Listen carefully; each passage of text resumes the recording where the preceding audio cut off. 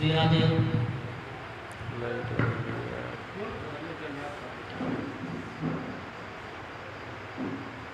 ओम मंगलम भगवान विष्णु मंगलम गरुड़ध्वज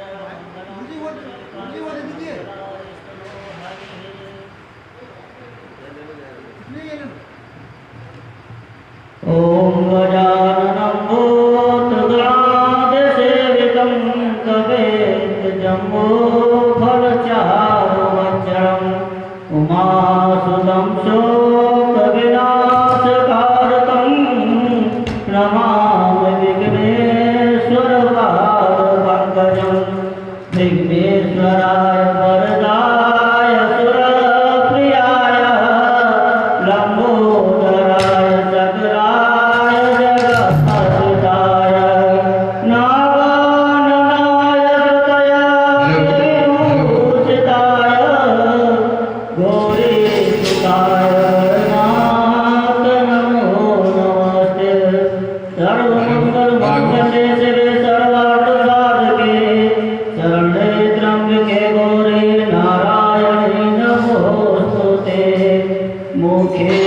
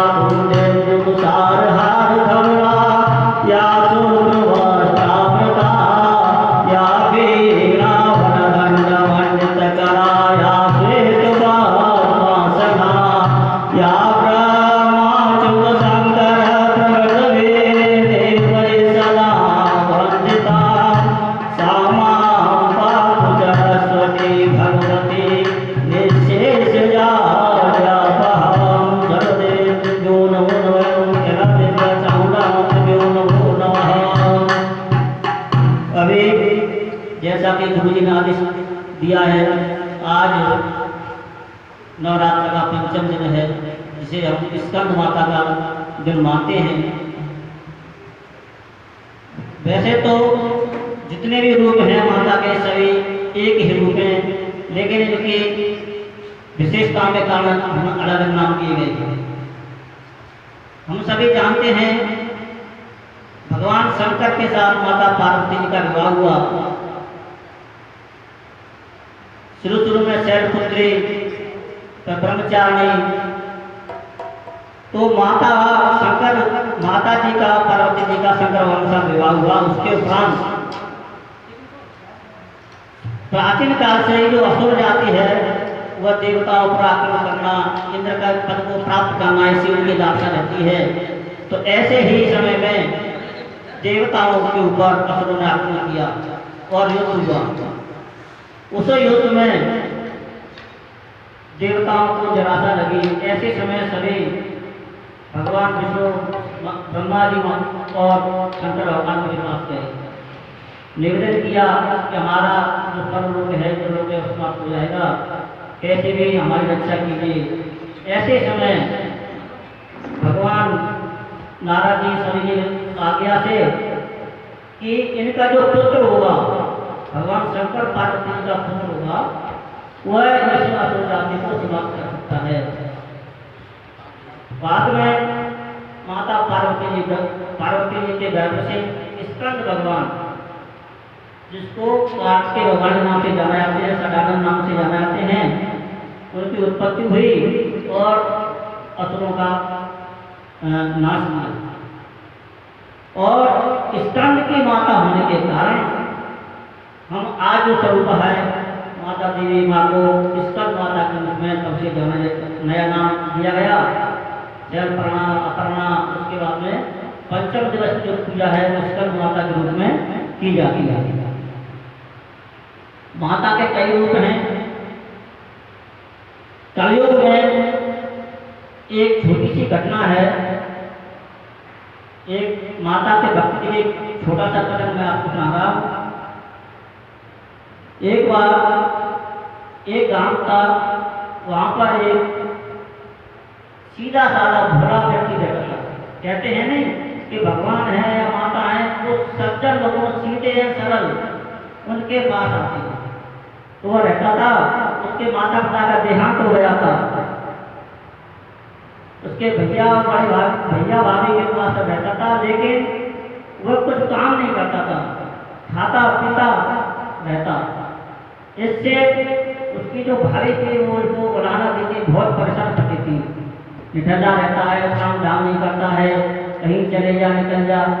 कई बार ऐसा हुआ, एक बार उसको निराशा हुई, वो घर काम से निकल गया। गांव के पास ही एक बड़ा नगर था, वहाँ पहुँचा, वहाँ ढूंढ रहा था तो किसी ने कहा उसे, भाई क्यों घुबरा है, कि भाई मैं भूखा प्यासा हूँ कई दिन से। तो उसने बताया कि पास ही एक मंदिर है माँ देवी माँ का, और वहाँ पर एक महाराज रहते हैं संत, आज उनका आश्रम भी है, वहाँ चले जाओ, वहाँ कोई भी चले जाए तो वहाँ पर उनको किसी को निराश नहीं होते हैं, कुछ खाने पीने को मिलता है। उसका व्यक्ति का नाम था भोला।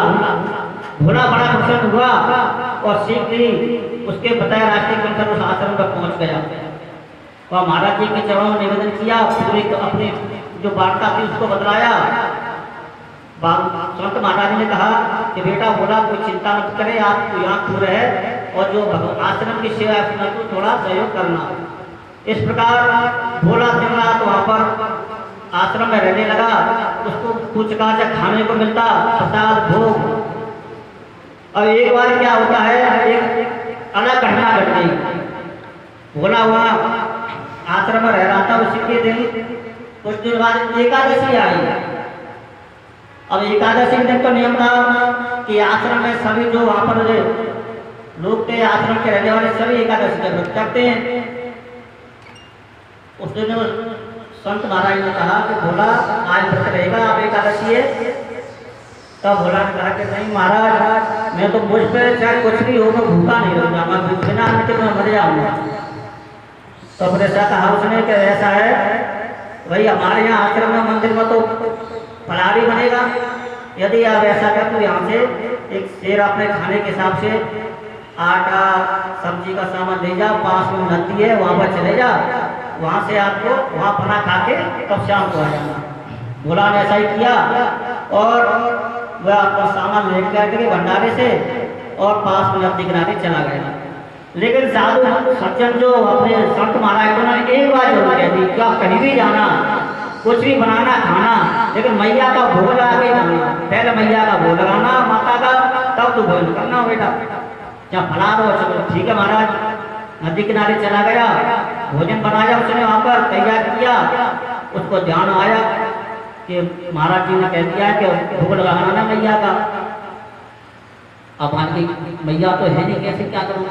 उसने मैया के लिए निवेदन किया, बुलाया, ओ मेरी मैया आना, जगदम्बे आना, मेरी दुर्गे आना, मेरे भोजन का भोग लगाना।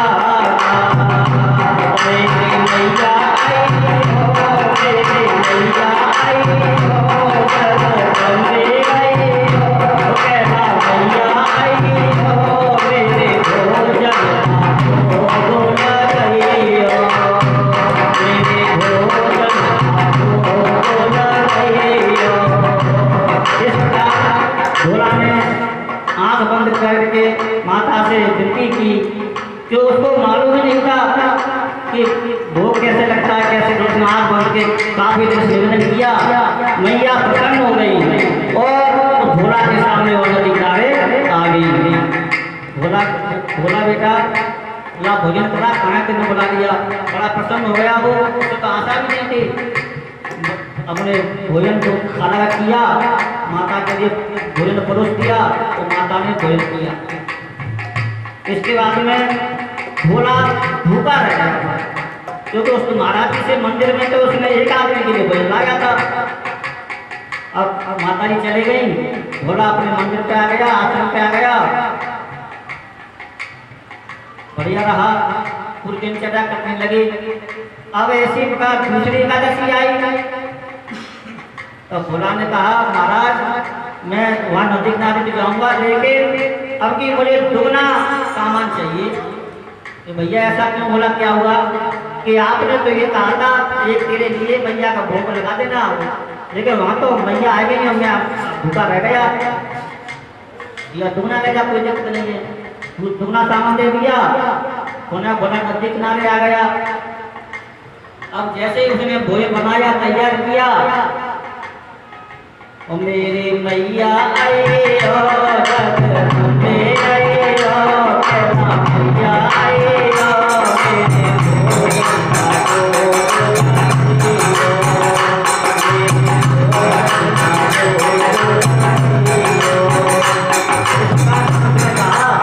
हो। तो क्या होता है जब कैला मैया के संग, दुर्गे मैया के संग अपनी चावना मैया को भी भोजन साथ ले आई। अब भोला बड़ा आश्चर्य पड़ गया। उस दिन तो आप अकेली आई थी, आज दो हो गई। उसने मन में सोचा कि आज फिर मेरे लिए भोजन कब पड़ जाएगा। फिर भी चलो उसको प्रसन्नता थी, चावना मैया और कैला मैया दोनों को भोजन परोस दिया। भोजन ने कराया और फिर खाया। इस प्रकार ठंडा पुनः अपने मंदिर पे आ गया, आश्रम पे। अब तीसरी एकादशी आई तो भोला ने महाराज से पूछा, महाराज अब मुझे दो लोगों के काम नहीं चलेगा, मुझे तो ज्यादा दो। अब क्या हुआ, वहाँ तो और भी आ जाती है, तो चलो अपनी दूसरी माता की आएगी साथ में। भैया भंडारे वाले से कह दिया तो और दे दो, उसको जितना कहे। अब वो 3 लोगों का सामान लेके आ गया, नदी किनारे आया, भोजन तैयार किया। भोजन तैयार करने के बाद में उसने सोचा दो कोई आएगी, दोनों मैया आएंगी। और मेरी मैया आई हो, कैला मैया आई हो, चावला मैया आई हो, मेरे भोजन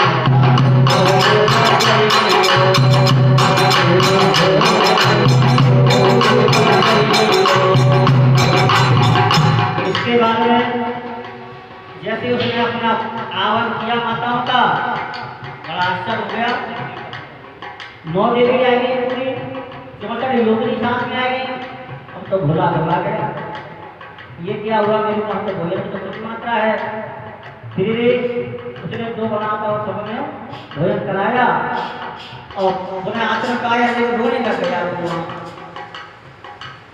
महाराज जी ने पूछा क्या हुआ, बोला भाई तो महाराज मैं तो हमेशा भूखा रह जाता हूँ, मुझे वहाँ जाने का कोई मतलब नहीं है।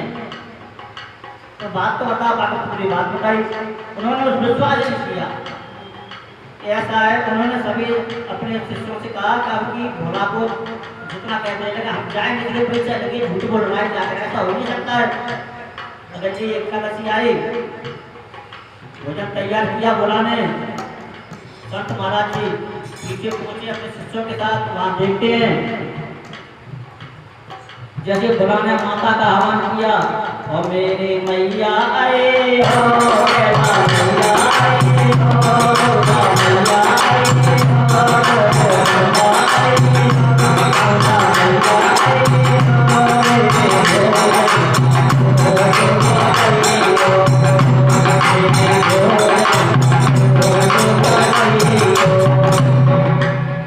जैसे आवाज किया, 64 योगिनी नौ देवियां सभी माता के साथ आ गई और वहां बैठ गए। संत महाराज थे तो भोला के जाके पैरों में पड़ गए। बहुत धन्य भोला, इतना सरल हृदय वाला, हम इतने दिनों से माता की तपस्या कर रहे हैं, भक्ति कर रहे हैं मंदिर में, हमको माता के दर्शन नहीं हुए। हे संत भोला, मैं आपको ऐसे माता की कहानी है। आज के युग में भी ऐसे अनेक लोग मिल जाएंगे, लेकिन दर्शन हर किसी की बुद्धि नहीं है। माता को कोई सच्चे जैसे पुकारे तो ऐसा नहीं है माता नहीं आए, जरूर आएंगे। बोलो कैलाश भैया की। एक छोटा सा ध्यान हो गया है, उसके बारे में मैं विराम दूंगा।